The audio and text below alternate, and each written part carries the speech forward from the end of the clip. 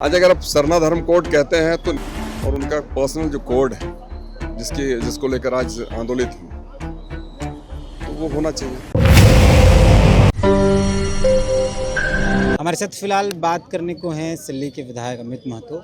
जानकारी है कि झारखंड की राजधानी रांची में और पूरे स्टेट में झारखंड मुक्ति मोर्चा द्वारा सरना कोड जातीय जनगणना से पहले हो उसको लेकर एक प्रोटेस्ट था आज।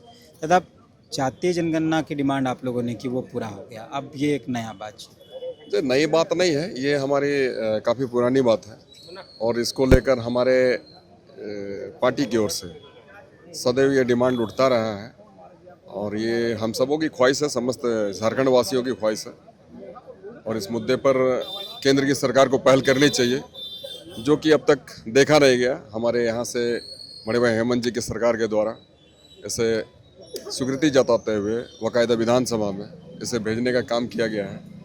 लेकिन तकलीफ की बात है कि आज तक सरना धर्म कोड जिसे कि बहुत पहले लागू हो जानी चाहिए थी, अब तक लागू नहीं हुआ। क्या फ़ायदा हो जाएगा अगर धर्म कोड लागू? जी बिल्कुल, अगर आप आज कहते हैं कि हम यहाँ के व्यक्ति हैं तो हमारी एक पहचान होती है।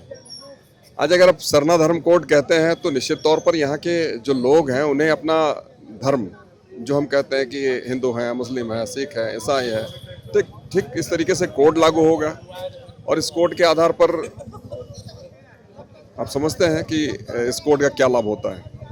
तो निश्चित तौर पर हमारी ये डिमांड है और पूरी पार्टी की डिमांड है, हमारे पूरी जनमानस की डिमांड है, झारखंड की जनता की डिमांड है।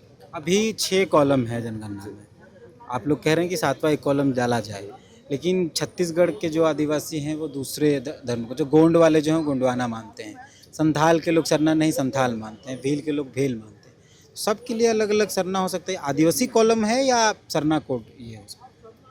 देखिए, जो हमारे आदिवासी हैं हम उसकी बात कर रहे हैं और उनका पर्सनल जो कोड है जिसको लेकर आज आंदोलित हूँ तो वो होना चाहिए। अगर बिना कोड दिए जातीय जनगणना पर बात बनी तो फिर क्या करेंगे? नहीं, करने की क्या बात है, हम लोग तो प्रोटेस्ट कर सकते हैं, आंदोलन कर सकते हैं और आंदोलन का जो असर कितना व्यापक होगा इस बात को हम भी नहीं जान पाते हैं।